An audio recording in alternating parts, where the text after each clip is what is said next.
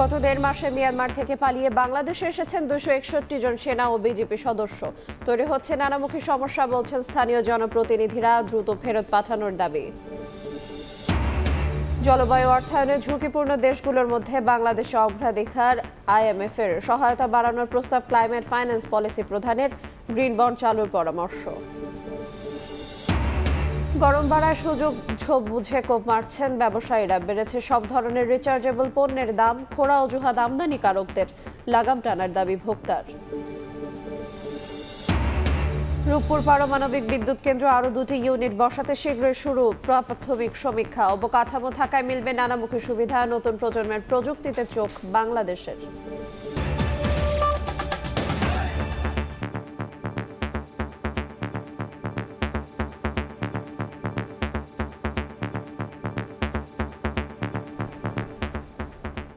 দেখছিলেন শিরোনাম, ভোরের সময়ের সঙ্গে আছে আইরিনায়াত। অন্য প্রসঙ্গ, জলবায়ু অর্থায়নে ঝুঁকিপূর্ণ দেশগুলোর মধ্যে বাংলাদেশ অগ্রাধিকার পাওয়ার যোগ্য বলে মনে করে IMF। সারা বিশ্বে জলবায়ু বিনিয়োগ এই মুহূর্তে 4 থেকে 12% বাড়ানো প্রয়োজন বলে মনে করেন IMF এর ক্লাইমেট ফাইন্যান্স পলিসি প্রধান। আর বেসরকারি বিনিয়োগ বৃদ্ধিতে আর্থিক প্রতিষ্ঠানে গ্রিন বন্ড চালুর পরামর্শ বিশেষজ্ঞদের। ওয়াশিংটন থেকে কাজল আব্দুল্লাহর রিপোর্ট।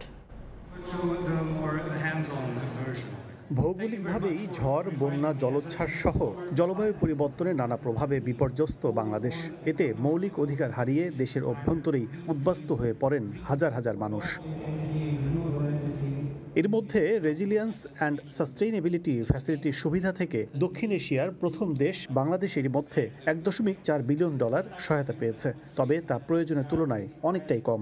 IMF এর বসন্তকালীন আলোচনায় বাংলাদেশের কথা আসে গুরুত্বের সঙ্গে। বিনিয়োগের ঝুঁকি ও অর্থ সম্পদের সুষ্ঠু ব্যবস্থাপনাতেও দেয়া হয় গুরুত্ব।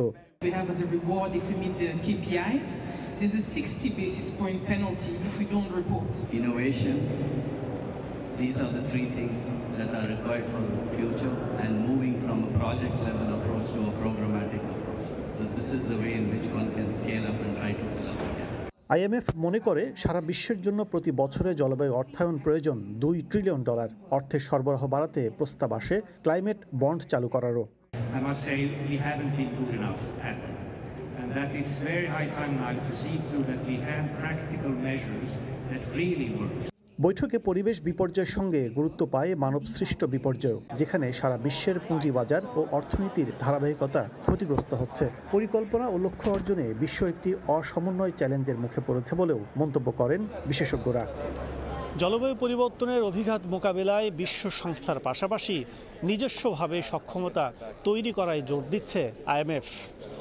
এক্ষেত্রে ব্যাংকিং খাতে নতুন করে ক্লাইমেট বন্ড বা গ্রিন বন্ড চালুর পরামর্শ সংস্থাটির। এতে বেসরকারি খাতের বিনিয়োগ প্রবাহ বাড়বে বলে মনে করছেন বিশ্ব বরেণ্য পরিবেশ ও জলবায়ু বিশেষজ্ঞরা। IMF থেকে কাজল আব্দুল্লাহ, সময় সংবাদ, যুক্তরাষ্ট্র। অসহনীয় গরমে অস্থির সারা দেশ। দেশের সর্বোচ্চ তাপমাত্রা চুয়াডাঙ্গায় রেকর্ড করা হয়েছে 40.8 ডিগ্রি সেলসিয়াস।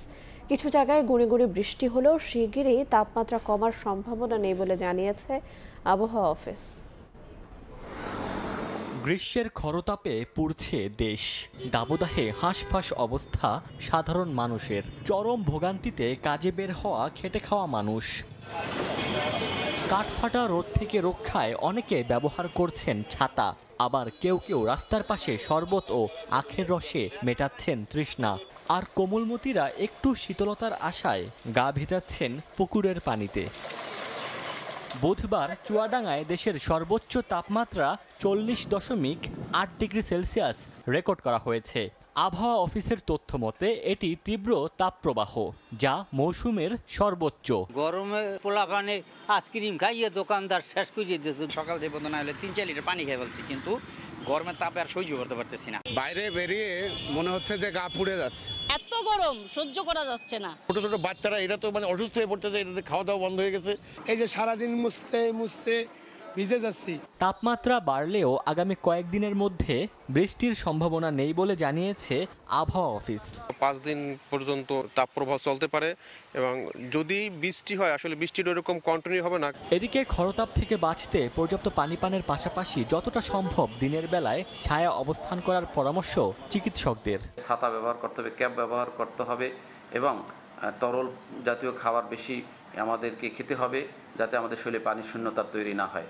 আবহাওয়া অফিসের তথ্য মতে চুয়াডাঙ্গা ও বাগেরহাটে তীব্র তাপপ্রবাহ এবং রাজশাহী, খুলনা, বরিশাল সহ দেশের কয়েকটি জেলায় মৃদু থেকে মাঝারি তাপপ্রবাহ বয়ে যাচ্ছে।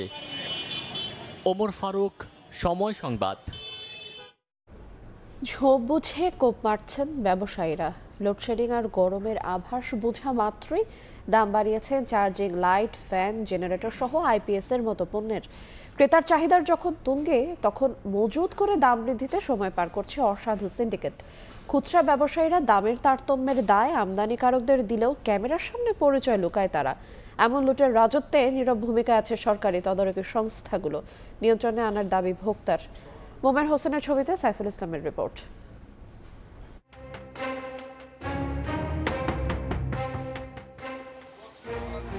3 সদস্যের পরিবার, লোডশেডিং আর তীব্র গরমে অসুস্থ হওয়ার ভয়ে রাজধানীর বাইতুল মোকাররমে রিচার্জেবল ফ্যান কিনতে এসেছেন অনিমেষ বিশ্বাস। বলছেন 2000 টাকার রিচার্জেবল ফ্যান বিক্রি হচ্ছে 3200 থেকে 300 টাকায়। এই লোডশেডিং এর কারণে ছোট বাচ্চারা ঘুমাতে পারে না, যার কারণে আমি আসছি চার্জার ফ্যান কিনতে। বরাবরই দেখা যায় চাহিদা বাড়লে দামও বাড়ে যে কোনো পণ্যের। এবারও তার ব্যতিক্রম হয়নি। 600 টাকার রিচার্জেবল লাইটের দাম বেড়ে হয়েছে 800 থেকে 900 টাকা। প্রতিটি রিচার্জেবল ফ্যানের দাম বেড়েছে 1500 টাকা পর্যন্ত, বলছে ব্যবসায়ী উজ্জ্বল। যদিও সে দায় চাপাচ্ছে আমদানিকারকদের উপর। আমরা কিছু মাল কিনেছিলাম কত 5500, 300 এরকম করে, ওগুলি এখন 6500, 7000 টাকা। তাও বলে যে মাল নাই, কিছুদিন পরে আসবে।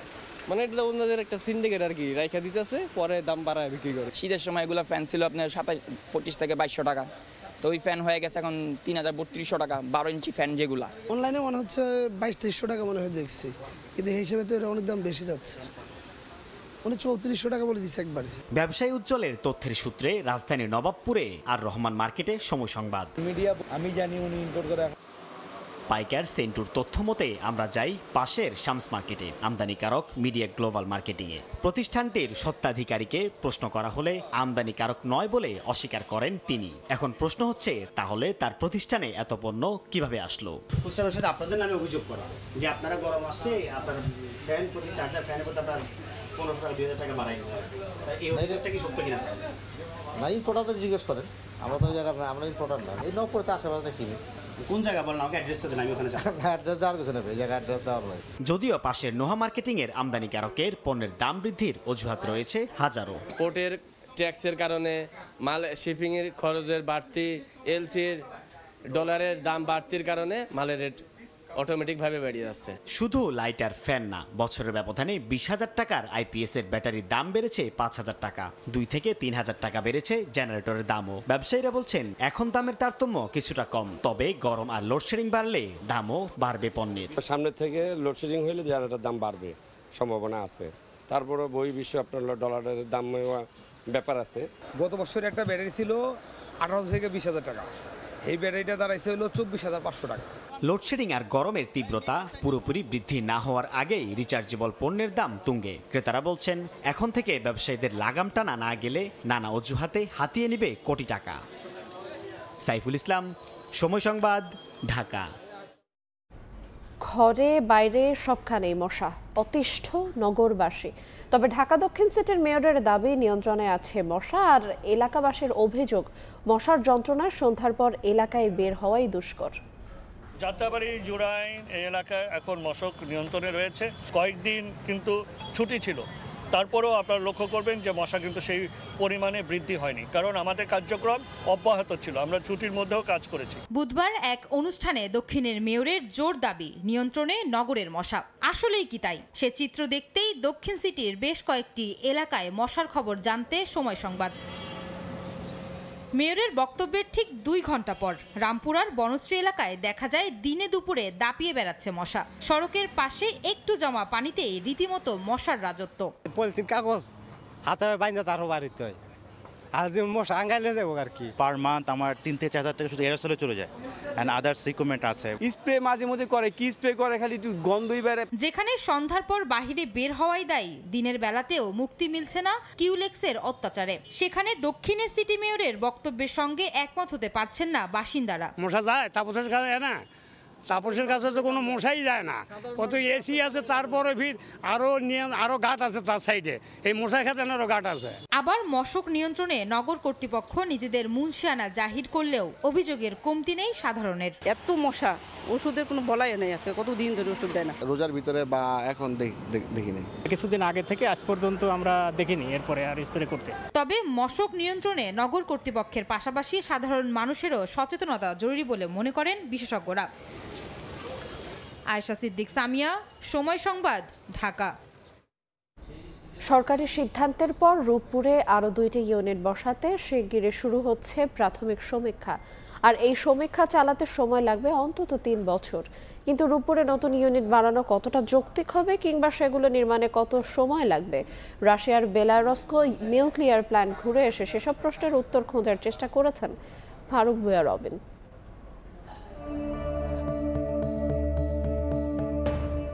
রাশিয়ার সোয়ালব্লেস্ক অঞ্চলের 6 দশকের পুরনো পারমাণবিক বিদ্যুৎ কেন্দ্র ভেলিয়ার্স্ক নিউক্লিয়ার পাওয়ার প্ল্যান্ট, যার অবস্থান আঞ্চলিক কেন্দ্র ইকেতেরিনবুর্গ থেকে 45 কিলোমিটার দূরে আর রাজধানী মস্কোর 1800 কিলোমিটার পূর্ব দিকে। বর্তমানে সোয়ালব্লেস্কের অন্তত 15% জ্বালানি চাহিদা মেটাচ্ছে 1485 মেগাওয়াটের বিদ্যুৎ কেন্দ্রটি। 1964 সালে চালু হওয়া এই কেন্দ্রটির বড় বিশেষত্ব হচ্ছে এখানকার বিভিন্ন ইউনিটে চুল্লি বা রিঅ্যাক্টর ব্যবহারের ভিন্নতা। 4 ইউনিটের এ প্ল্যান্টটিতে 2টি রিঅ্যাক্টর ছিল প্রথম প্রজন্মের, যেগুলো উৎপাদন চক্র শেষে এখন ডিকমিশনিং বা নিষ্ক্রিয়করণ পর্যায়ে রয়েছে। বর্তমানে উৎপাদনে থাকা ইউনিট দুটির ধরনে রয়েছে ভিন্নতা। 1980 সালে চালু হওয়া তৃতীয় ইউনিটে বিএন 600 এবং 2015 সাল থেকে উৎপাদনে থাকা চতুর্থ ইউনিটে বসেছে 3+ জেনারেশনের রিঅ্যাক্টর বিএন 800, যা ফার্স্ট নিউট্রন রিঅ্যাক্টর হিসেবে পরিচিত।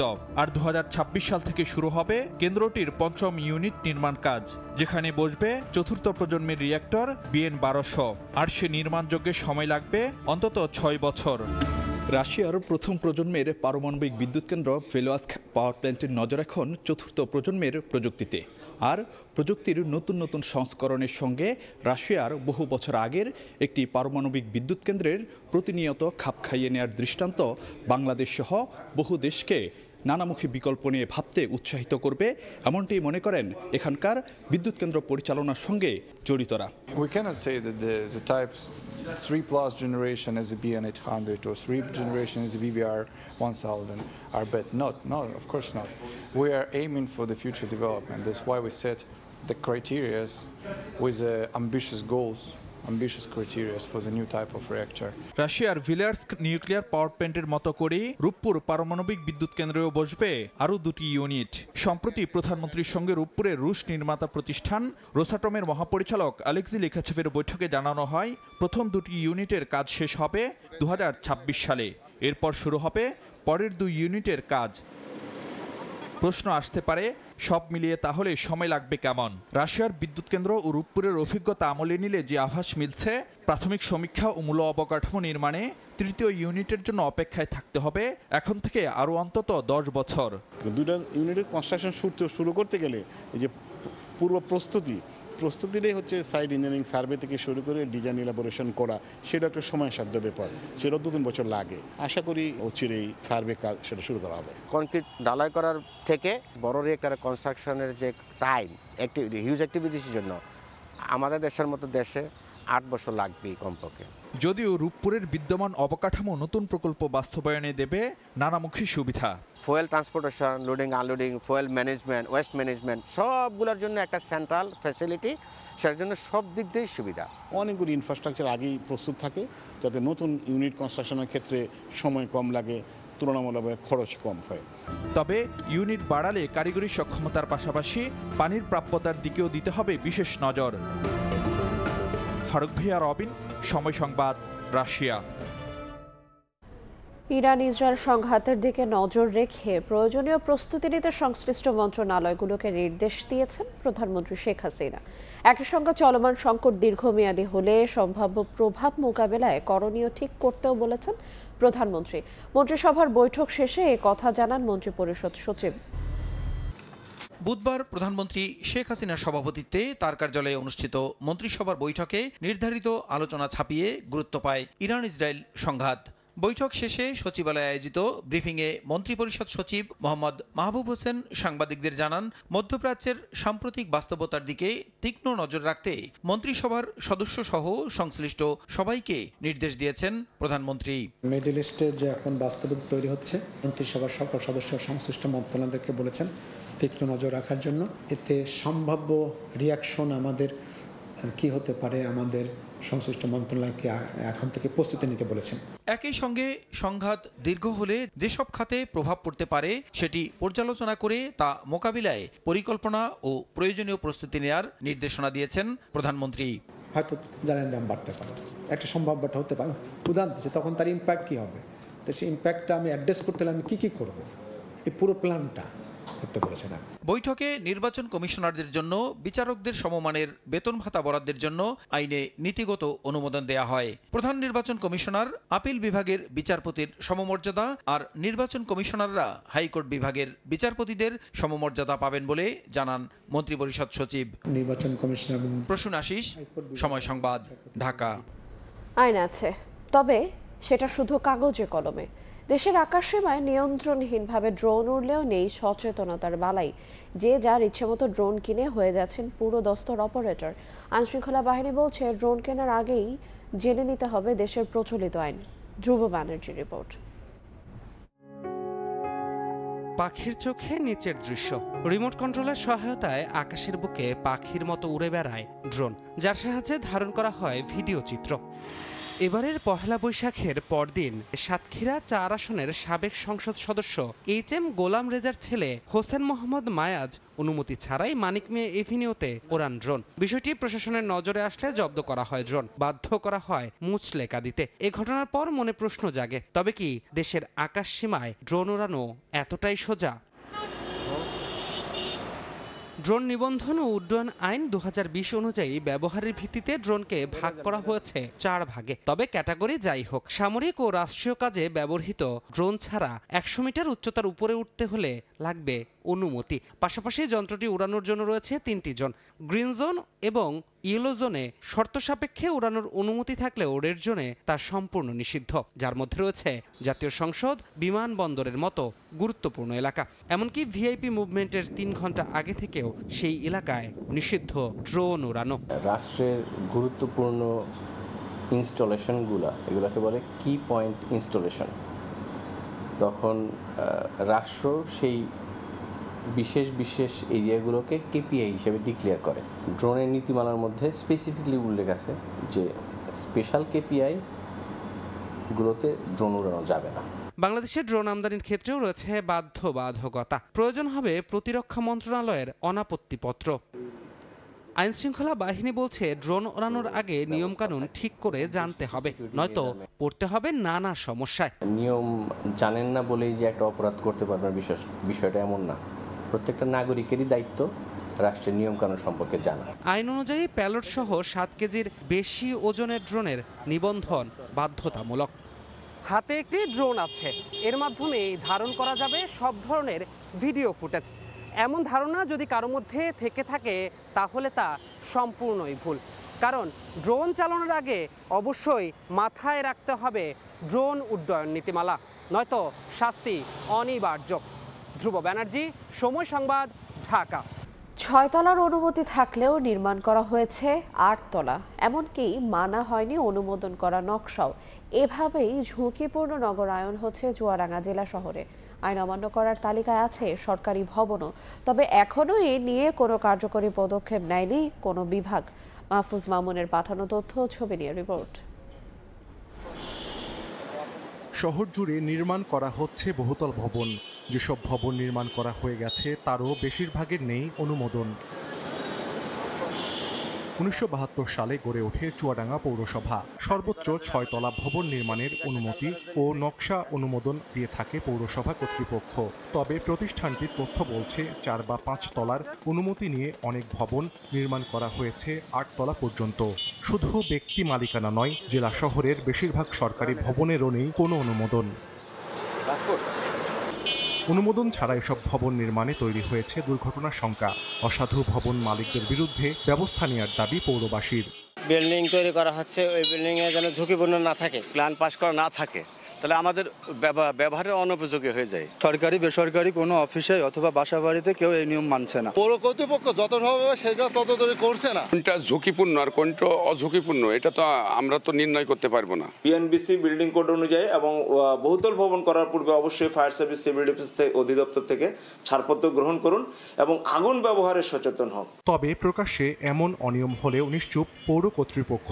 কোনো ব্যবস্থা না নিয়ে মেয়র জানান, কারো সঙ্গে কোনো বৈরিতা চান না তিনি। প্ল্যান পাস করে না, তাদের বিরুদ্ধে যে আইনগত ব্যবস্থা আছে সেই আইনগত আমরা পাবলিক প্রতিনিধি আমরা চাইনি কারোর সঙ্গে আমাদের বিরোধ হোক।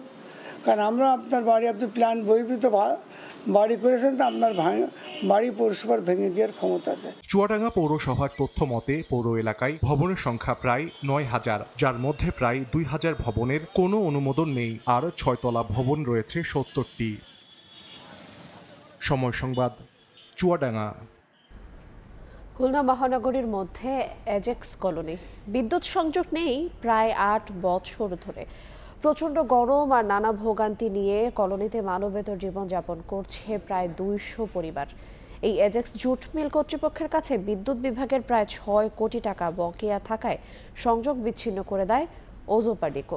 স্থানীয় জনপ্রতিনিধিরা সমস্যা সমাধানের উদ্যোগ নিলেও আইনের বাইরে যাওয়ার সুযোগ নেই বলছে বিদ্যুৎ বিভাগ। নিয়ামুল হোসেন কোচির তোলা ছবিতে আব্দুল্লাহ মামুন রুবেলের রিপোর্ট। সন্ধ্যা নামলেই পুরো এলাকা জুড়ে নেমে আসে ঘুটঘুটে অন্ধকার। গত ৮ বছর ধরে প্রতিদিন এমন চিত্র খুলনা মহানগরের মধ্যেই ফুলবাড়িগেট এলাকায় অ্যাজাক্স জুট মিল কলোনিতে।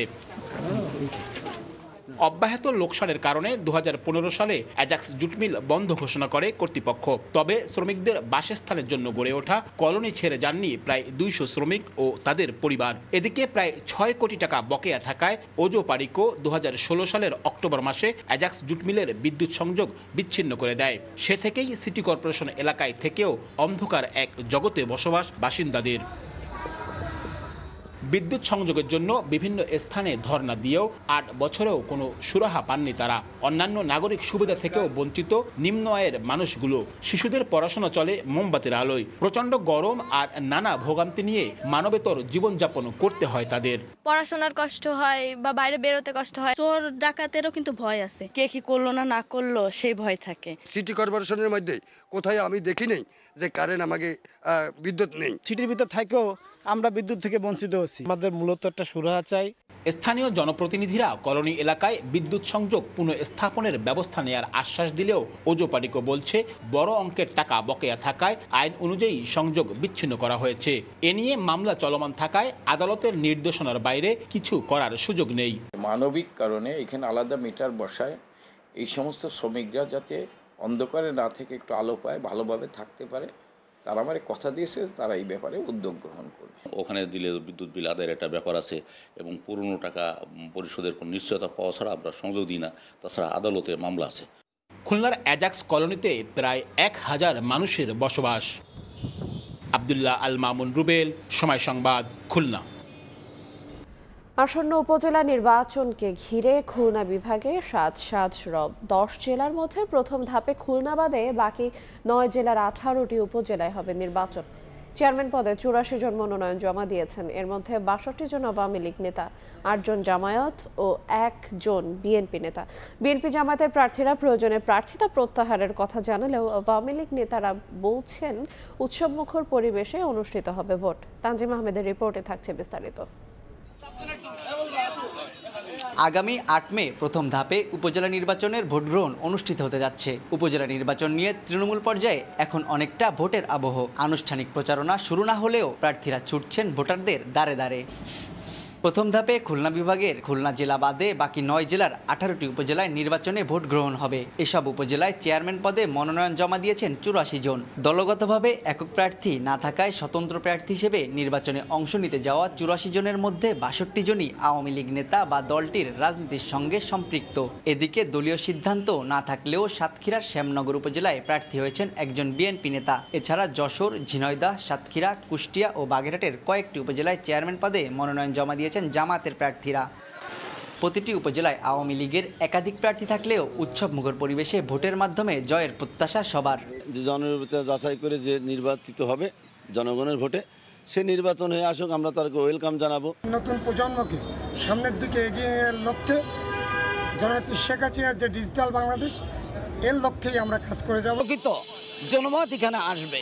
দলীয় সিদ্ধান্ত চূড়ান্ত জানিয়ে বিএনপি প্রার্থী বলছেন স্থানীয়দের চাপেই হয়েছেন প্রার্থী, প্রয়োজনে করবেন প্রত্যাহার। ক্যামেরায় কথা বলতে রাজি না হলেও একই সুর জামাত নেতাদেরও। শ্যামনগর উপজেলা আওয়ামী লীগের 8 জন প্রার্থী এবং আমি বিএনপির একমাত্র প্রার্থী।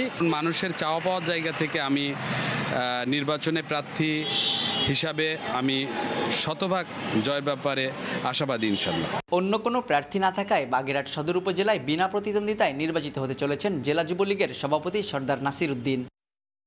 তানজিম আহমেদ, সময় সংবাদ। 2 বছরে শেষ হওয়ার কথা থাকলেও পেরিয়েছে 3.5 বছর। খুলনার ভৈরব সেতুর কাজ হয়েছে মাত্র 13%, আর এতে ক্ষুব্ধ 2 পারের মানুষ।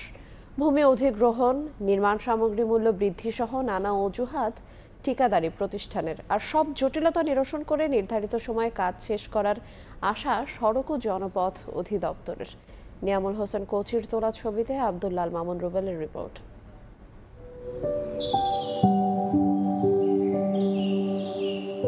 খুলনা মহানগরীর পাশ দিয়ে বয়ে চলা ভৈরব নদের 2 পাড়ের মানুষের জন্য যোগাযোগ ব্যবস্থা উন্নত করতে 2019 সালে একনেকে পাশ হয় ভৈরব নদের উপর সেতু নির্মাণ প্রকল্প। কার্যাদেশের পর 2020 সালের নভেম্বরে শুরু হয় এর নির্মাণ কাজ, যা পরবর্তী 2 বছরে শেষ হওয়ার কথা ছিল। এরই মধ্যে কাজের মেয়াদ বৃদ্ধি করা হয়েছে 2024 সালের জুন মাস পর্যন্ত। তবে গত 4 বছরে নানা অজুহাতে কাজ বন্ধ হয় 4 থেকে 5 বার। গত 15 দিন ধরে ফের বন্ধ রয়েছে কাজ। এখন পর্যন্ত সেতু নির্মাণে অগ্রগতি মাত্র 13%। দীঘলীয় প্রান্তে 9টি পিয়ার আর শহর প্রান্তে 2টি পিয়ার নির্মাণ হয়েছে। ফলে 2 পারের মানুষের নদী পারাপারের ভোগান্তি দীর্ঘ হয়েছে আরও। ঠিকাদারি প্রতিষ্ঠানের গাফিলাতিকে দুষছেন তারা। ঠিকাদার এবং রোডস অ্যান্ড হাইওয়ে এদের দুজনেরই অবহেলা আছে আমি মনে করি। কয়েকটা পিলার উঠছে, এর বেশি কিছু আমরা 4-5 বছর কিছু পাইনি। যত দ্রুত শেষ হয় আমাদের জন্য মঙ্গল, কারণ আমাদের তো ট্রলার পারো আসা যাওয়া একটা ঝামেলা। হবে কি হবে না সে আল্লাহ পাক জানে, আর তারাই জানে, আমরা জানি। আমাদের কাছ থেকে জমি অধিগ্রহণ করছে, তার কোনো আশা আমাদের কাছে এরা করে নাই। ভূমি অধিগ্রহণ না হওয়া, জমি বুঝে না পাওয়া সহ নানা জটিলতায় কাজের ধীর গতি জানিয়ে সময় বৃদ্ধির আবেদন করেছে ঠিকাদারি প্রতিষ্ঠান। ল্যান্ড অ্যাকুইজিশনের প্রবলেম ছিল, হ্যান্ডওভারের প্রবলেম ছিল। নতুন টাইম এক্সটেনশন চাচ্ছি 2025 পর্যন্ত। কাজের সুযোগ থাকা সত্ত্বেও ঠিকাদারি প্রতিষ্ঠানের ধীর গতির কথা জানিয়ে তাদেরকে সতর্ক করার কথা জানায় সড়ক বিভাগ। আমরা তাদেরকে নোটিশ টু ডিফল্টও দিয়েছি যে কাজ চলমান না থাকলে তাদেরকে আমরা আসলে ব্যবস্থা নেব। 1.3 কিলোমিটার দীর্ঘ ভৈরব সেতুর নির্মাণে ব্যয় ধরা হয়েছে 617 কোটি 53 লাখ টাকা। শহর সংশ্লিষ্ট 3 উপজেলার মানুষের আর্থসামাজিক উন্নয়ন ও অর্থনৈতিক সম্ভাবনায় গুরুত্বপূর্ণ ভূমিকা রাখতে পারে এই সেতুটি। তবে প্রায় এভাবে কাজ বন্ধ হয়ে থাকা, নকশায় পরিবর্তন, রেলওয়ের সাথে জমি হস্তান্তর চুক্তি না হওয়া সহ নানা কারণে নতুন নির্ধারিত সময়েও কাজ শেষ না হওয়ার শঙ্কা থেকেই যাচ্ছে।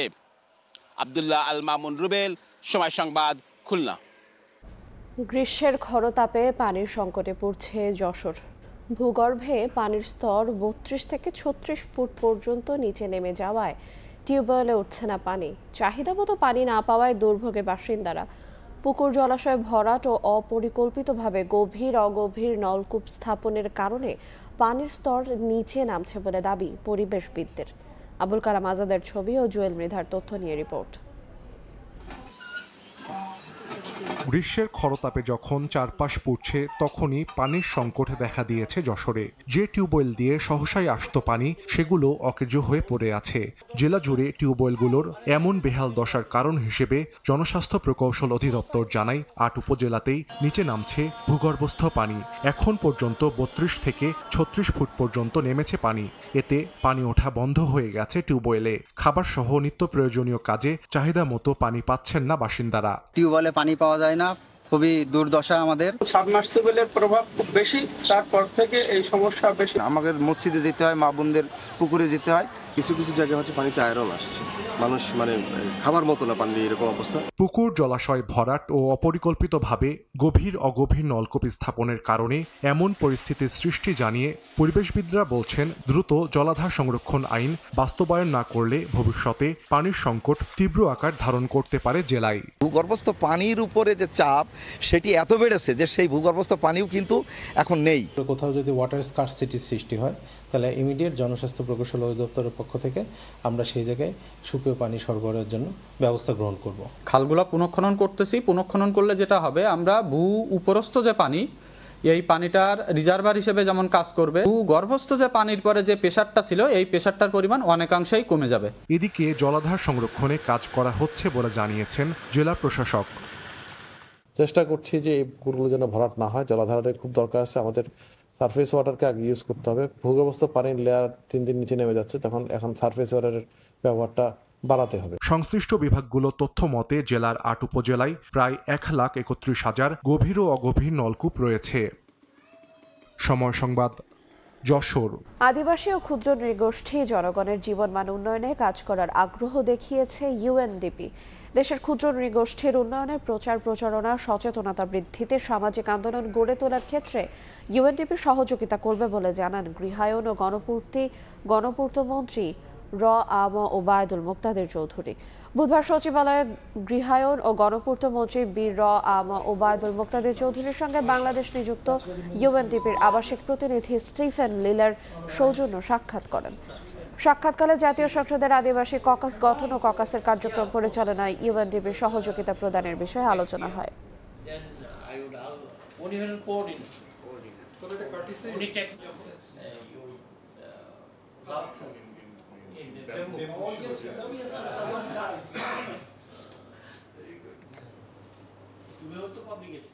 ক্ষুদ্র নৃগোষ্ঠীর যে জনগোষ্ঠী আছে, সংবিধানের ২৮ এবং ২৯ অনুচ্ছেদে তাদেরকে সমান নাগরিক অধিকার দেওয়ার কথা বলা হয়েছে এবং তাদের মধ্যে যদি কেউ পিছিয়ে থাকে সেই পিছনে পড়া লোকদেরকে যাতে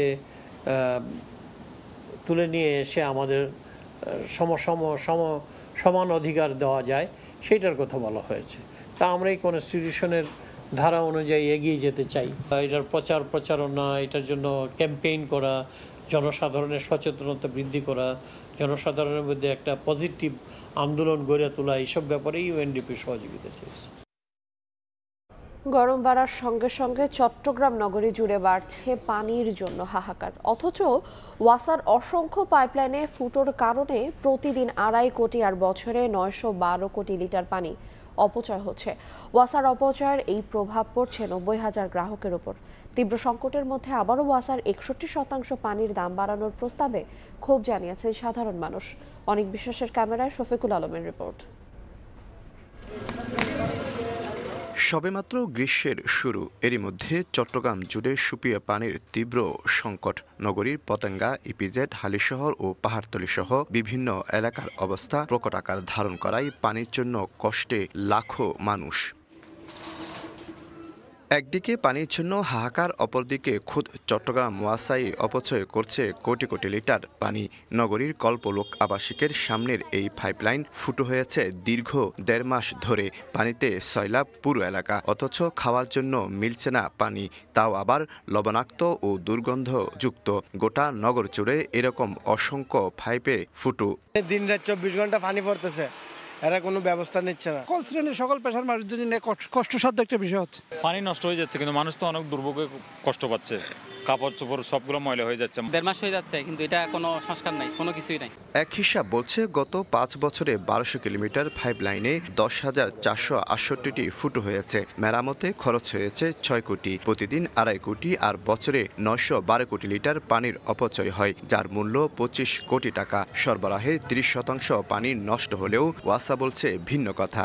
এভরিডে লিকেজ রিপেয়ার করা হচ্ছে এবং তার ফলে যে পানি যাচ্ছে একেবারে মিনিমাম, এটা হয়তো ম্যাক্সিমাম 1 to 2% হতে পারে, not more than that. Cab বলছে ফুটু যত বড় হবে ততই বাড়বে বিল। এই পদ্ধতিতে একটি চক্র হাতিয়ে নেয় কোটি টাকা, যার প্রভাব সরাসরি পড়ে ভোক্তার উপর। লিকেজ বড় না হলেই ততক্ষণ পর্যন্ত এটার কোনো সংস্কারের উদ্যোগগুলো নেয় না।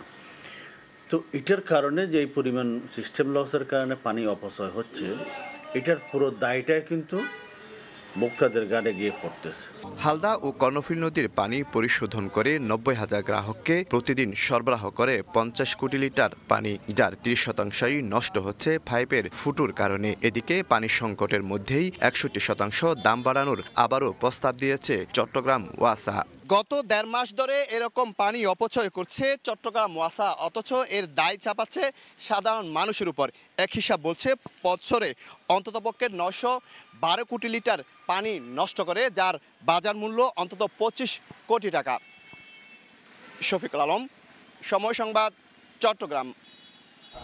ঝিনাইদহের কপোতাক্ষ নদ দখল করে মাছ চাষের অভিযোগ উঠেছে ঝিনাইদহ 3 আসনের সংসদ সদস্য সালাউদ্দিন মিয়াজের বিরুদ্ধে।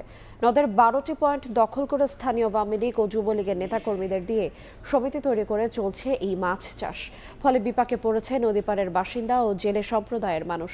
উন্মুক্ত জলাশয়ে এই ধরনের কাজের কোনো সুযোগ নেই বলে জানান জেলা প্রশাসক। দখলদারের বিরুদ্ধে আইনগত ব্যবস্থা নেওয়ার আশ্বাস তার। সজিবুল ইসলামের ছবিতে লোটাস রহমান সোহাগের রিপোর্ট। দেওয়া হচ্ছে না, কাউকে লিখে দেওয়া হচ্ছে না।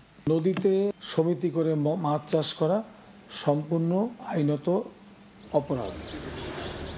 নদীর পানিতে বাঁশ ও জাল দিয়ে সৃষ্টি করা হয়েছে বাঁধ। উন্মুক্ত জলাশয় দখল করে চলছে মাছ চাষ। আর এ নিয়ে পাল্টাপাল্টি অবস্থানে জনপ্রতিনিধি ও জেলা প্রশাসন।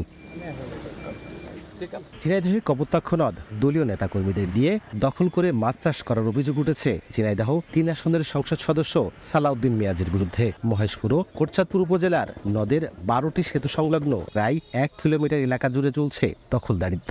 আর স্থানীয় আওয়ামী লীগ ও যুবলীগ নেতাকর্মীদের দিয়ে সমিতি গঠন করে চলছে পুরো কার্যক্রম। এতে ক্ষুব্ধ এলাকাবাসী। জমিগুলো এগুলো নাকি এরা অন্যান্য ঘাস পায়, এরা সেটা শাক পাতা লতা পাতা লাগাবে। জিজ্ঞাসা করিনি যে তাই তো আমরা নদীতে মাছ ছাড়বো, তা তুমি কি সদস্য ভিতরে আসবা? পাশে যাদের জমি আছে তাদেরকে নিয়ে একটা সমবায় সমিতি, তারা তো এই মাছ দেখা শোনা ধরা যা কিছু আছে সমস্ত কিছু তো জেলেরাই করবে। শুধু এই সমিতি লাভ না, কিন্তু এটা দেশেরও লাভ। অন্যায়কারীর বিরুদ্ধে সুনির্দিষ্ট আইন রয়েছে, সেই আইন অনুযায়ী ব্যবস্থা নেওয়া যায়। উন্মুক্ত জলাশয়ে যেতে পারছেন না নদীপাড়ের মানুষ। জীবিকা নির্বাহ নিয়ে শঙ্কায় আছেন স্থানীয় জেলে সম্প্রদায়ের মানুষ। দখলদাররা প্রভাবশালী হয়, কেউ প্রতিবাদ করার সাহস পাচ্ছে না। এখন যদি উনরা মাছ ছাড়ে তাহলে তো আমাদের তো নদীতে নামতে দেবে না। যাদের ক্ষমতা আছে তারা ছাড়ছে, এই শুনছি। সরকারের জন্য সাধারণ মানুষের প্রাপ্য। তবে স্থানীয় সংসদ সদস্য বলছেন প্রশাসনের অনুমতি নিয়েই মাছ চাষ করা হচ্ছে। ভবিষ্যতে প্রয়োজনে ইজারা আকারে দেয়া হবে। আর জেলা প্রশাসক বলছেন উল্টো কথা। নদ বা নদী উন্মুক্ত জলাশয়, সেখানে মাছ চাষ করার কোনো সুযোগ নেই জানিয়ে দখলদারদের বিরুদ্ধে আইনগত ব্যবস্থা নেয়ার আশ্বাস তার। ভালো একটা উদ্যোগের মধ্যে, কৃষি কর্মকাণ্ডের মধ্য দিয়ে তাদের কর্মসংস্থান এবং কর্মব্যস্ততার একটা সুযোগ হবে বলে আমি ব্যক্তিগতভাবে মনে করি। ইমিডিয়েটলি আইনের আওতায় নিয়ে আসবো এবং এদের বিরুদ্ধে আইনগত ব্যবস্থা নিব। মহেশপুর উপজেলার 8টি ও কোটচাঁদপুর উপজেলার 4টি সেতু সংলগ্ন এলাকায় প্রায় 8 কিলোমিটার এলাকা জুড়ে মাছ চাষ করা হচ্ছে। এর মধ্যে 5টি স্থানে মাছ অবমুক্ত করা হয়েছে। লোটাস রহমান সোহাগ, সময় সংবাদ, ঝিনাইদহ। ঈদ শেষে কর্মস্থলে ফেরা মানুষের ভিড় বাড়তে শুরু করেছে পাটুরিয়া, দৌলতদিয়া ও আরিচা কাজিরহাট নৌরুটে। এই মুহূর্তে পাটুরিয়া ঘাট এলাকাতে আছেন রিপোর্টার মোহাম্মদ ইউসুফ আলী। বিস্তারিত জানতে সরাসরি যুক্ত হচ্ছে তার সঙ্গে। ইউসুফ। এই যে ছুটির পরে মানুষ কিন্তু এটা আজও চতুর্থ কর্মদিবস আছে, আজও কিন্তু মানুষ তার কর্মমুখী হচ্ছে। সেক্ষেত্রে আমরা দেখছি যে এখন মেঘলা মেঘলা আকাশ, সেই একদম মনোরম পরিবেশে কিন্তু আরামদায়ক এটা আবহাওয়ার ভিতরে মানুষ কিন্তু তার গন্তব্যে ছুটছে।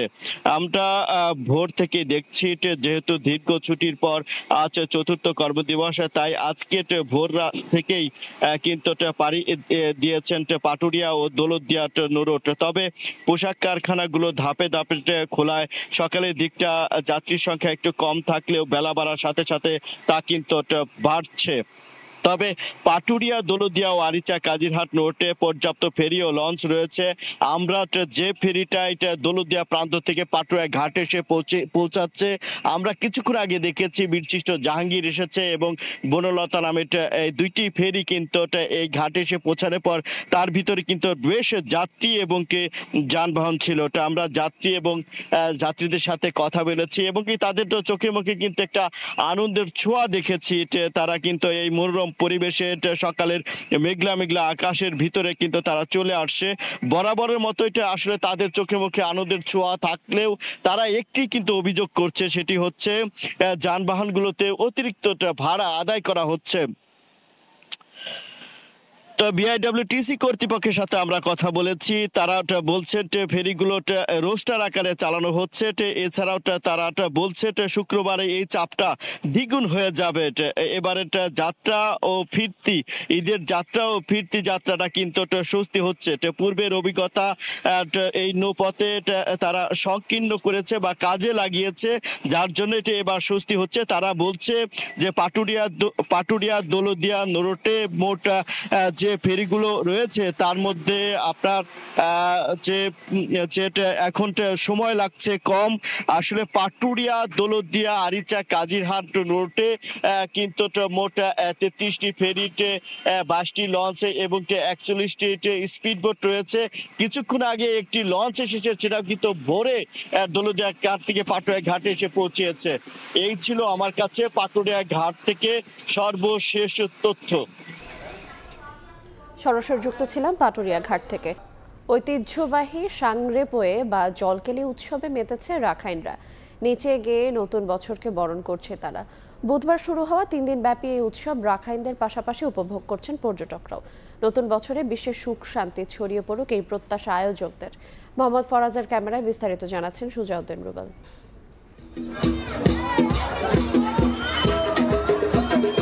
নাচ, গান আর হই হুল্লোড়ে মেতেছে রাখাইন তরুণ তরুণীরা। দুপুর গড়িয়ে বিকেল হতে ডাক ঢোলের তালে তালে তারা ছুটে যায় প্যান্ডেলে প্যান্ডেলে। রঙিন পোশাকে পানির ড্রাম নিয়ে অপেক্ষায় থাকে তরুণীর দল। প্যান্ডেলে প্রবেশ করতে পানি ছিটিয়ে বরণ করে নেওয়া হয় আগতদের, আর মেতে উঠেন নাচ, গান আর জল খেলিতে।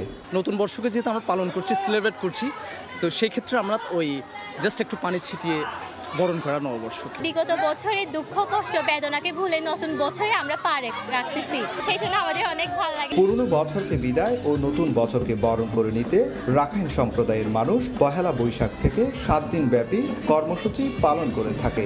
এর মধ্যে 17 এপ্রিল থেকে 19 এপ্রিল পর্যন্ত 3 দিন ব্যাপী চলে সাংরেপুয়ে বা জলকেলি উৎসব। তীব্র তাপ প্রবাহে ঠান্ডা জলে শরীর ভিজিয়ে আনন্দ উল্লাস করছেন রাখাইন তরুণ তরুণীরা। একই সঙ্গে রাখাইনদের এই উৎসবে গিয়ে মেতেছেন পর্যটকরাও। এই যে ওদের আন্তরিকতা, ওদের ব্যবহার, আতিথ্যতায় আমরা মুগ্ধ এবং আমরা অনেক এনজয় করছি। আমার প্রথম দেখা এটা, এদের এই উদযাপনটা, তো খুব ভালো লাগছে এখানে এসে। আর পুরাতন বছরের সকল গ্লানি দুঃখ জলে মুছে নতুন ভাবে জলে জলে পরিশুদ্ধির জন্য এই উৎসব বলে জানান আয়োজকরা। বিগত বছরে যত গ্লানি, ব্যর্থতা এবং অপূর্ণতা আছে, সব কিছু আমাদের এই মাঙ্গলিক মৈত্রী বাণীর মাধ্যমে ধুয়ে মুছে এগুলো শেষ হয়ে যাক। এবার কক্সবাজার শহরের রাখাইন পল্লীতে 11টি প্যান্ডেল তৈরি হয়েছে। সার্বিক নিরাপত্তার মধ্যে 3 দিন উৎসব চলবে। সুজাউদ্দিন রুবেল, সময় সংবাদ, কক্সবাজার। গেল 1 মাস 11 দিনে শেয়ার শূন্য হয়েছে 42,424টি বিও অ্যাকাউন্ট। দিন দিনই বাড়ছে এভাবে পুঁজি বাজারে ছেড়ে যাওয়া বিনিয়োগকারীর সংখ্যা। হতাশার এমনই তথ্যই দিচ্ছে central depository Bangladesh limited CDBL. ঊর্ধ্বমুখী হতাশায় নিম্নমুখী হচ্ছে সূচক আর কমছে বাজার মূলধন। এই অবস্থায় আস্থার সংকট দূর করতে না পারলে কোনো উদ্যোগে ঘুরে দাঁড়াবে না দেশের পুঁজিবাজার, মত বিশ্লেষকদের। আলতাফ হোসাইনের রিপোর্ট। পুঁজিবাজারে বিনিয়োগ করতে প্রথমেই একটি বিও অ্যাকাউন্ট খুলতে হয় বিনিয়োগকারীকে। এর মাধ্যমেই তিনি তার মূলধন ও বাজার বুঝে কেনাবেচা করেন শেয়ার। এই বিও অ্যাকাউন্টের হিসাব রাখা সরকারি প্রতিষ্ঠান central depository Bangladesh limited CDBL এর তথ্য বলছে, আশা নিয়ে পুঁজিবাজারে এসে হতাশার ঘরে ফেরা বিনিয়োগকারীর সংখ্যা দিন দিন বাড়ছে। শেয়ার বাজারে আর লেনদেন করবেন না এমন সিদ্ধান্তে সব টাকা তুলে নেওয়া বিও অ্যাকাউন্টের সংখ্যা গেল 5 মার্চে ছিল 3,15,957টি। বাজার ছাড়া বিনিয়োগকারী বাড়তে বাড়তে গেল 16 এপ্রিল এসে মূলধন শূন্য এই অ্যাকাউন্টের সংখ্যা দাঁড়িয়েছে 3,58,421টিতে। পুঁজিবাজারে অ্যাকাউন্ট খুলেছেন কিন্তু লেনদেন শুরু করার সাহস পাচ্ছেন না, ঊর্ধ্বমুখী হচ্ছে হতাশার এমন চিত্রও। এভাবে পুঁজিবাজারে বিমুখ বিনিয়োগকারীদের সংখ্যা বাড়তে থাকায় এ সময়ে ঢাকার পুঁজিবাজারে মূলধন কমেছে 38,964 কোটি 8 লাখ টাকা, আর প্রধান সূচক হারিয়েছে 367 পয়েন্ট। পুঁজিবাজারের এমন নানা হতাশার পরিসংখ্যান বড় করার পেছনে দুষ্টচক্রকে দায়ী করছেন সাধারণ বিনিয়োগকারীরা। এই সিন্ডিকেটকে সমস্ত জায়গা থেকে উচ্ছেদ ঘটাতে না পারলে এই সমস্ত মার্কেটগুলোকে জনবান্ধব করে তোলা সম্ভব নয়। মানুষ হতাশ হয়ে এখান থেকে সব লস তো আসে, 60% লস। যেই ক্যাশ ক্যাপিটাল নিয়ে আসছে আমাদের ক্যাশ ক্যাপিটাল শেষ। বিশেষজ্ঞরা বলছেন, বিনিয়োগকারীদের আস্থা ফেরাতে না পারলে খুঁড়িয়ে চলবে অর্থনীতির অন্যতম ভিত দেশের পুঁজিবাজার। দীর্ঘদিন ধরে বাজারটা হয়ে গেছে সম্পূর্ণভাবে কিছু গোষ্ঠী এবং কিছু ব্যক্তির হাতে জিম্মি।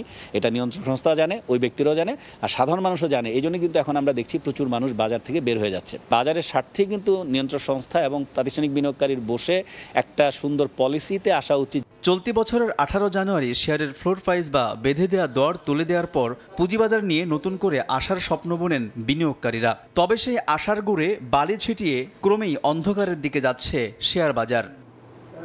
আলতাফ হোসাইন, সময় সংবাদ, ঢাকা। যুক্তরাজ্যে বাঙালি কমিউনিটির বিশিষ্ট সাংবাদিক সৈয়দ আফসার উদ্দিনের মৃত্যুতে শোক সভা করেছে লন্ডন বাংলা প্রেস ক্লাব। সোমবার স্থানীয় সময় সন্ধ্যায় এই শোক সভায় প্রেস ক্লাব নেতৃবৃন্দ সহ কমিটির নেতৃবৃন্দ উপস্থিত হয়ে প্রবীণ এই সাংবাদিককে নিয়ে স্মৃতিচারণ করেন। স্মৃতিচারণ শেষে তার রুহের মাগফিরাত কামনায় দোয়া প্রার্থনা করেন। সহকর্মীর প্রতি স্মৃতিচারণ করতে গিয়ে বক্তারা বলেন, আফসার উদ্দিন ছিলেন কাজের প্রতি আন্তরিক। তার মৃত্যুতে বাঙালি কমিউনিটির অপূরণীয় ক্ষতি হয়েছে, তবে তিনি তার কর্মের মাধ্যমে অনন্তকাল বেঁচে থাকবেন বলেও তারা জানান। দীর্ঘ প্রতীক্ষার পর কুয়েতের বাংলাদেশ দূতাবাস পেল নিজস্ব ভূমি। কুয়েত প্রবাসীদের জন্য এটি একটি ঐতিহাসিক দিন বলে জানান দেশটিতে নিযুক্ত রাষ্ট্রদূত। কুয়েত থেকে মঈন সুমনের রিপোর্টে থাকছে বিস্তারিত। 1974 সাল থেকে কুয়েতে কার্যক্রম চালিয়ে আসছে বাংলাদেশ দূতাবাস, কিন্তু এতদিন ছিল না তাদের নিজস্ব কোনো জমি। দীর্ঘ প্রতীক্ষার পর কুয়েতে বাংলাদেশ দূতাবাস পেল নিজস্ব ভূমি। মিশরেফ অঞ্চলের কূটনৈতিক পাড়ায় 3000 বর্গ মিটারের প্লট পরিদর্শন করেন দেশটিতে নিযুক্ত বাংলাদেশের রাষ্ট্রদূত মেজর জেনারেল অবসরপ্রাপ্ত মোহাম্মদ আশিকুজ্জামান সহ দূতাবাসের ঊর্ধ্বতন কর্মকর্তারা। পাশেই রাষ্ট্রদূতের বাসভবনের জন্য আরেকটি 1000 বর্গ মিটারের প্লটও বুঝে পায় বাংলাদেশ। নিশ্চয়ই অদূর ভবিষ্যতে আরও কিছু প্রসিডিউরাল কাজ আছে, এর মাধ্যমে কুয়েতে অবস্থিত আমাদের সম্মানিত প্রবাসীদের দীর্ঘদিনের একটা আকাঙ্ক্ষা, স্বপ্ন পূরণ হবে। এদিকে জমি পেয়ে ভবন নির্মাণের পাশাপাশি অন্যান্য কাজ দ্রুত শেষ করা হবে বলে জানান কাউন্সিলর ও দূতালয় প্রধান মোহাম্মদ মনিরুজ্জামান। আগামী মাসে কুয়েত থেকে বিদায় নেবেন বর্তমান রাষ্ট্রদূত মেজর জেনারেল অবসরপ্রাপ্ত মোহাম্মদ আশিকুজ্জামান। তার সময় বাংলাদেশ থেকে কুয়েতে সরাসরি দক্ষ শ্রমিক নিয়োগ, ই পাসপোর্ট ও জাতীয় পরিচয়পত্র সেবাও পেয়েছেন প্রবাসী বাংলাদেশিরা। মঈন সুমন, সময় সংবাদ, কুয়েত। বাংলাদেশের মহান স্বাধীনতা ও জাতীয় দিবস এবং পহেলা বৈশাখ উপলক্ষে বিদেশি কূটনীতিকদের সম্মানে সংবর্ধনা সভা ও নৈশভোজের আয়োজন করেছে জার্মানির বার্লিনের বাংলাদেশ দূতাবাস। স্থানীয় এক হোটেলের বলরুমে আয়োজিত অনুষ্ঠানে বাংলাদেশের বর্তমান উন্নয়নের ভূয়সী প্রশংসা করেন আমন্ত্রিত অতিথিরা।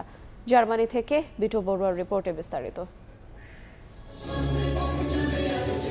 স্থানীয় সময় বুধবার সন্ধ্যায় জার্মানিতে বসবাসরত বিশ্বের বিভিন্ন দেশের কূটনীতিকদের সম্মানে প্রতি বছরের মতো স্বাধীনতা দিবস ও পহেলা বৈশাখ উপলক্ষে সংবর্ধনা সভার আয়োজন করে বাংলাদেশ দূতাবাস। রাষ্ট্রদূত মোহাম্মদ মোশাররফ হোসেন ভূঁইয়ার স্বাগত বক্তব্যের মাধ্যমে শুরু হয় মূল অনুষ্ঠান। আমন্ত্রিত অতিথিদের শুভেচ্ছা জানিয়ে জাতির পিতা বঙ্গবন্ধু শেখ মুজিবুর রহমানের নেতৃত্বে বাংলাদেশের স্বাধীনতা অর্জন এবং প্রধানমন্ত্রী শেখ হাসিনা সরকারের বিভিন্ন উন্নয়নমূলক কর্মকাণ্ডের কথা তুলে ধরেন তিনি। আজকের এই প্রোগ্রামের মাধ্যমে বাংলাদেশের অগ্রগতি, বাংলাদেশের কালচার এবং বাংলাদেশের ফুড এইগুলি আমরা তুলে ধরার চেষ্টা করেছি। অনুষ্ঠানে প্রধান অতিথি হিসেবে উপস্থিত ছিলেন জার্মানির পররাষ্ট্র মন্ত্রণালয়ের দক্ষিণ এশিয়া ও আফগানিস্তানের ইন্দো প্যাসিফিক পলিসির পরিচালক ও রাষ্ট্রদূত এরিক কুইটসভাইল। জার্মানির সঙ্গে বাংলাদেশের চলমান সম্পর্কের নানা দিক তুলে ধরেন তিনি। Bangladesh weiterentwickeln können. Wir sehen এখানে এসে ভীষণ ভালো লাগছে। একই সাথে বলতে চাই বাংলাদেশ খুবই দ্রুত উন্নতি করেছে, আমরা এটাকে স্বাগত জানাই। বাংলাদেশের সাথে জার্মানির সম্পর্ক জোরদার হলে দুই দেশই উপকৃত হবে। অনুষ্ঠানে লাখো শহীদদের রক্তে অর্জিত মহান স্বাধীনতা, পহেলা বৈশাখ আর বর্তমান বাংলাদেশের উন্নয়ন ও অগ্রগতি আমন্ত্রিত সকলের সামনে তুলে ধরা হয় প্রামাণ্যচিত্র ও বর্ণাঢ্য সাংস্কৃতিক পরিবেশনার মধ্য দিয়ে। পরে বাংলাদেশের ঐতিহ্যবাহী বিভিন্ন খাবার পরিবেশন করা হয়। স্বাধীনতার পর থেকেই সবকিছু মিলিয়ে বাংলাদেশের জন্য অকৃত্রিম বন্ধু রাষ্ট্র থেকে থাকে সেই দেশটির নাম জার্মানি। দুদেশের এই দৃঢ় সম্পর্ক অটুট থাকবে সেই বন্ধন, এমন প্রত্যাশা সকলের। জার্মানির বার্লিন থেকে বিটু বড়ুয়া, সময় সংবাদ। তাসকিন আহমেদের আইপিএল অনাপত্তি পত্র না দেওয়ার ব্যাপারে অদ্ভুত যুক্তি বিসিবির। 4 দিনের ব্যবধানে 4 ওভার বল করায় ঝুঁকি থাকলেও স্লো পিচ আর অসহনীয় গরমে 10 ওভারের স্পেল নিয়ে নির্ভর নীতি নির্ধারকরা, যেখানে রিকভারি সেশনেই পার হয়ে যাচ্ছে 2 দিনের বিরতি। যদিও বিসিবির দাবি ফিজিও ডিপার্টমেন্টের তত্ত্বাবধানেই আছেন ঢাকা এক্সপ্রেস, তবে ভেতরের খবর তাসকিনের প্রতি এমন দ্বিমুখী নীতিতে প্রভাব আছে আবাহনী ক্লাবের।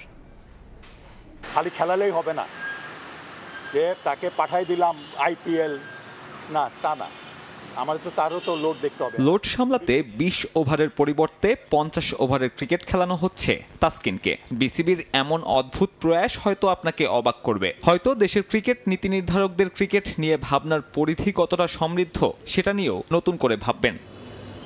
আইপিএলের এনওসি পেলে কয় ম্যাচে তাসকিন একাদশে জায়গা পেতেন সেটা তর্ক সাপেক্ষ, আর তা পেলেও 4 দিনের ব্যবধানে মাত্র 4 ওভারেই স্পেল শেষ হতো। পাশাপাশি দলগুলোর তারকা সমৃদ্ধ কোচিং স্টাফ আর প্রতিযোগিতামূলক ক্রিকেটের অভিজ্ঞতায় নিজেকে আরো সমৃদ্ধ করতে পারতেন ঢাকা এক্সপ্রেস। যদিও বিসিবির ভাবনা বিদেশি ফ্রাঞ্চাইজি লিগে যত্ন নেওয়া হয় না তেমনটা। আইপিএলে গেলে কিন্তু তাদের 100% তাদের থেকে বের করে নিবে তাদের পারফরমেন্স।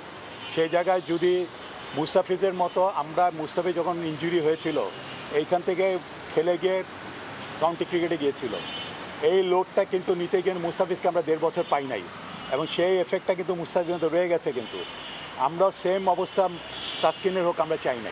আইপিএলে অযত্নে থাকলেও ঢাকা প্রিমিয়ার লিগ নিয়ে বেশ আত্মবিশ্বাসী ক্রিকপস, যেখানে মন্থর উইকেটে প্রায় 40 ডিগ্রি সেলসিয়াস গরমে 10 ওভারের বোলিং স্পেল চোটের শঙ্কা তীব্র করে। পাশাপাশি ডিপিএলের প্রতি ম্যাচের আগে মাত্র 2 দিনের বিরতিতে সুযোগ থাকে না প্রস্তুতিরও, বরং আগের ম্যাচের ধকল কাটানোর আগেই আরও একটি ওয়ানডে খেলতে হচ্ছে ঢাকা এক্সপ্রেসকে। এখানে অবশ্য আছে বিসিবির খোঁড়া যুক্তি। সে বলছে ইজ ফিলিং বেটার, যেটা শুনলাম আর কি, আমি তাসকিনকে শুনেছি ইজ ডুইং অল রাইট। এবং আমাদের ক্রিকেট বোর্ড থেকে ফিজিও ডিপার্টমেন্ট থেকে বলা আছে যদি এদের যারা আছে স্পেশালি ফাস্ট বোলারদের যদি ইফ দে ফিল কোনো ধরনের কোনো আনইজি ফিল করলে যাতে রিপোর্ট করা হয় এবং সাথে সাথে তাদের ওখান থেকে উইথড্র করানো।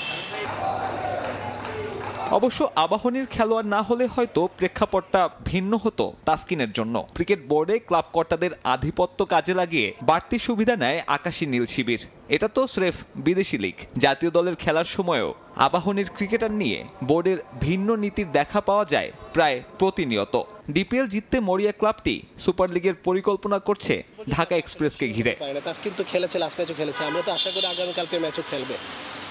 বাট আমরা আশা করি যে সে যদি এই ম্যাচটা না খেলতে পারে তাহলে সে সুপার লিগ অবশ্যই খেলবে। টি-20 বিশ্বকাপের আগে টানা ওয়ানডের মধ্যে থাকায় তাসকিন কিভাবে প্রস্তুতি নেবেন সেটাও হয়তো নতুন করে প্রশ্ন তুলবে। সাব্বির মিথুন, সময় সংবাদ।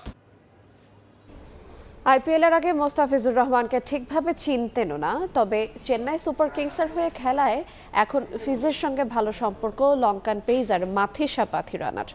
সতীর্থ মোস্তাফিজুর রহমানকে প্রশংসায় ভাসান নিউ মালিঙ্গা খ্যাত পেসার।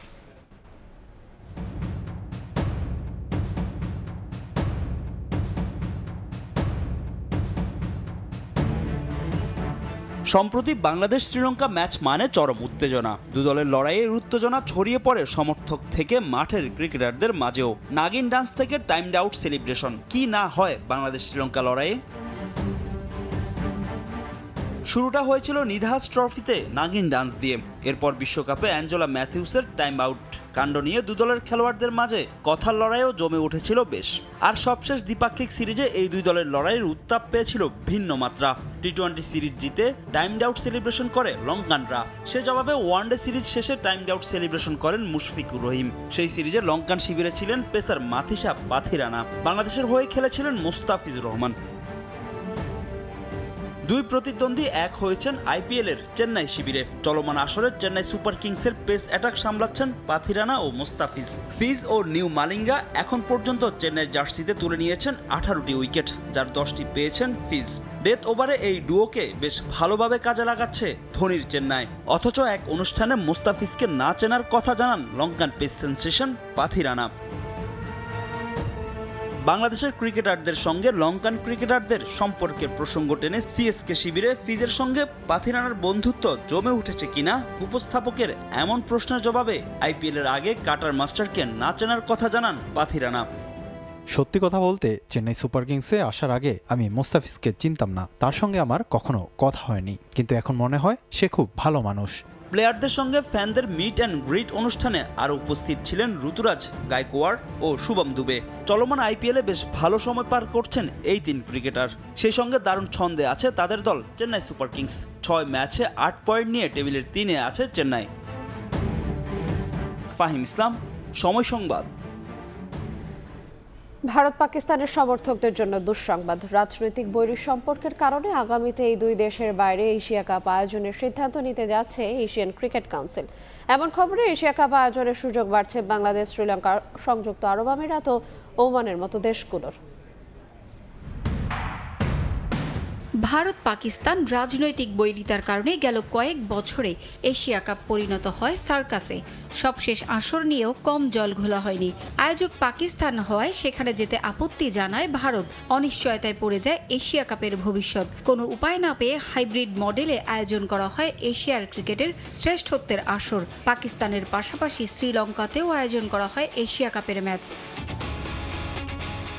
দুই দেশের রাজনৈতিক জটিলতার প্রভাবে এশিয়া কাপ ছাড়াও বন্ধ আছে দুদেশের দ্বিপাক্ষিক সিরিজও। আইসিসির ইভেন্ট ছাড়া দু দলের হাই ভোল্টেজ দ্বৈরথ দেখার সুযোগ হয় না সমর্থকদের। আগামী বছর পাকিস্তানে হওয়ার কথা রয়েছে চ্যাম্পিয়ন্স ট্রফির। এ আসরে অংশ নেয়ার সবুজ সংকেত পেয়েই গেল বছর ওয়ানডে বিশ্বকাপ খেলতে ভারতে গিয়েছিল পাকিস্তান। তবে এরই মধ্যে চ্যাম্পিয়ন্স ট্রফি খেলতে ভারতের পাকিস্তানে যাওয়া নিয়েও শুরু হয়েছে নতুন নাটক। দুই দেশের রাজনৈতিক বৈরিতার বলি হচ্ছে ক্রিকেট। ভবিষ্যতে এমন অনাকাঙ্ক্ষিত পরিস্থিতি আর চায় না এশিয়ান ক্রিকেট কাউন্সিল। জটিলতা এড়াতে নতুন পরিকল্পনা করছে এসিসি। আগামীতে এশিয়া কাপের স্বাগতিক হিসেবে রাখা হবে না ভারত পাকিস্তানকে। এ দুই দেশ আয়োজক না হলে থাকবে না কোনো জটিলতা। ভারত পাকিস্তানকে আয়োজকের তালিকা থেকে বাদ দেওয়ায় কপাল খুলছে বাংলাদেশ, শ্রীলঙ্কা, সংযুক্ত আরব আমিরাত ও ওমানের মতো দেশের। আগামী মাসে 4 থেকে 8 বছরের জন্য এশিয়া কাপের মিডিয়া সত্ত্ব নিয়ে বিড করার পরিকল্পনা করছে এসিসি। সেখান থেকেই আয়োজক নির্ধারণ নিয়ে সিদ্ধান্ত নেওয়া হবে। আগামী জুলাইয়ের মধ্যেই এই প্রক্রিয়া শেষ করতে চায় এসিসি। এর মধ্যে নতুন সিদ্ধান্তের ইতিবাচক ও নেতিবাচক দিকগুলো নিয়ে এসিসি কর্মকর্তারা ভারতীয় সম্প্রচারকারী প্রতিষ্ঠানগুলোর সঙ্গে আলোচনা করবেন। আলাপ আলোচনার পরেই নেওয়া হবে চূড়ান্ত সিদ্ধান্ত। এদিকে এশিয়া কাপ নিয়ে বাংলাদেশের ক্ষেত্রে খুলেছে নতুন সম্ভাবনার দ্বার। বাংলাদেশ ক্রিকেট বোর্ড যদি বীরে অংশ নেয় তবে আগামী আসরে একক আয়োজন হতে পারবে তারা। পারভিন আক্তার, সময় সংবাদ। 2022 সালের বর্ষসেরা ক্রীড়াবিদ নির্বাচিত হয়েছেন বাংলাদেশ নারী ফুটবল দলের সাফ জয়ী অধিনায়ক সাবিনা খাতুন। আর 2023 সালের বর্ষসেরার পুরস্কার জিতেছেন এশিয়ান ইনডোর অ্যাথলেটিক্সের স্বর্ণ জেতা ইমরানুর রহমান। সিটি গ্রুপ ও একটি জাতীয় দৈনিক পত্রিকার যৌথ উদ্যোগে দেয়া হয় এই পুরস্কার। অনুষ্ঠানে বাফুফের সভাপতি কাজী সালাউদ্দিনের হাতে তুলে দেয়া হয় আজীবন সম্মাননা। এছাড়াও পুরস্কার পেয়েছেন টাইগার অধিনায়ক নাজমুল হোসেন শান্ত ও মেহেদী হাসান মিরাজ। একই ছাদের নিচে এক ঝাঁক তারকা, এ যেন বাংলাদেশ ক্রীড়াঙ্গনের মিলন মেলা। ক্রিকেট, ফুটবল থেকে শুরু করে ক্রীড়াঙ্গনের বিভিন্ন তারকাদের একই মঞ্চে দেখার সৌভাগ্য খুব কমই মেলে। তবে সিটি গ্রুপের পৃষ্ঠপোষকতায় এবং একটি জাতীয় দৈনিক পত্রিকার আয়োজনে ক্রীড়া পুরস্কার অনুষ্ঠানে এমন দৃশ্যের দেখা পাওয়া গেল। 2021 সাল পর্যন্ত নিয়মিত এই অনুষ্ঠানের আয়োজন করা হলেও 2022 সালে তা আলোর মুখ দেখেনি। তাই এবছর একই সঙ্গে 2 বছরের ক্রীড়াবিদদের পুরস্কার দেওয়া হয়। পারফরমেন্সের উপর ভিত্তি করে 2022 ও 2023 2 বছরের মোট 12 জন ক্রীড়াবিদদের হাতে তুলে দেওয়া হয় অর্থ ও সম্মাননা পুরস্কার। 2022 সালের বর্ষসেরা ক্রীড়াবিদ নির্বাচিত হয়েছেন নারী সাবজয়ী অধিনায়ক সাবিনা খাতুন। গেল বছরের বর্ষসেরা পুরস্কার উঠেছে এশিয়ান ইনডোর অ্যাথলেটিক্সের 60 মিটার স্প্রিন্টে সোনা জেতা ইমরানুরের হাতে। এমন অর্জনে ভালো করার অনুপ্রেরণা বেড়েছে বলে জানান তারা। সারা বছর পরিশ্রমের পরে যখন এমন সাফল্য পাই, এমন বাহবা পাই, এটা আসলে অন্যভাবে একটা অনুপ্রেরণা যোগায়। আমার ফুটবল ক্যারিয়ারে হচ্ছে এটা সবথেকে বড় অর্জন, এবং এটা আমি যখনই দেখি তখনই হচ্ছে আমার আমার অন্যরকম একটা ফিলিংস কাজ করে। Amazing feeling, really great athletes, great sports people who were nominated. Everyone deserves to win, but I'm proud. Award পেলে তো ভালোই লাগে। অনেক দিনের অপেক্ষা ছিল। সবসময় টিভিতে বা সোশ্যাল মিডিয়ায় দেখতাম যে ধরনের অ্যাওয়ার্ড শো হচ্ছে, বাট কখনো পাওয়া হয়নি। তো এবছর পেয়ে খুবই ভালো লাগছে। প্রতি বছরই খেলোয়াড়দের পাশাপাশি বাংলাদেশের ক্রীড়াঙ্গনে অবদান রাখা ব্যক্তিদের দেওয়া হয় আজীবন সম্মাননা পুরস্কার। এবার সে সম্মাননা তুলে দেওয়া হয়েছে বাফুফের সভাপতি কাজী সালাউদ্দিনের হাতে। অন্য সবকিছুর চেয়ে এই সম্মাননা নাকি ভিন্ন তার কাছে।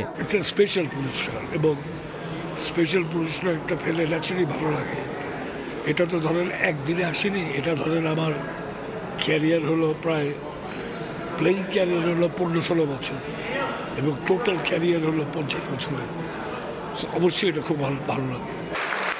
ক্রীড়াবিদ্যা ছাড়াও অনুষ্ঠানে উপস্থিত ছিলেন পৃষ্ঠপোষক প্রতিষ্ঠান সিটি গ্রুপের মার্কেটিং বিভাগের প্রধান নির্বাহী জাফরউদ্দিন সিদ্দিকী। ফাতুল ইসলাম মিরন, সময় সংবাদ, ঢাকা। এই পর্যায়ে শীর্ষ সংবাদগুলো জানিয়ে দেব আরেকবার।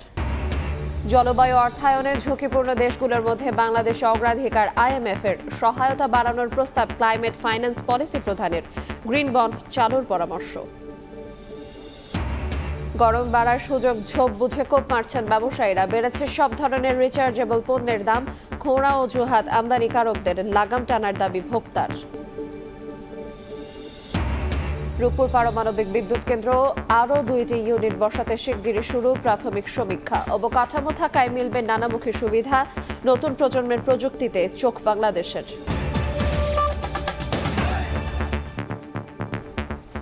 এই ছিল ভোরের সময়। সকালের সময়ের সঙ্গে থাকবেন সহকর্মী তোহা খান তামিম।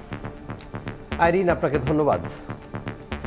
সকালের সময় নিয়ে ফিরছি কিছুক্ষণ পরেই, সঙ্গে থাকুন সময়ের।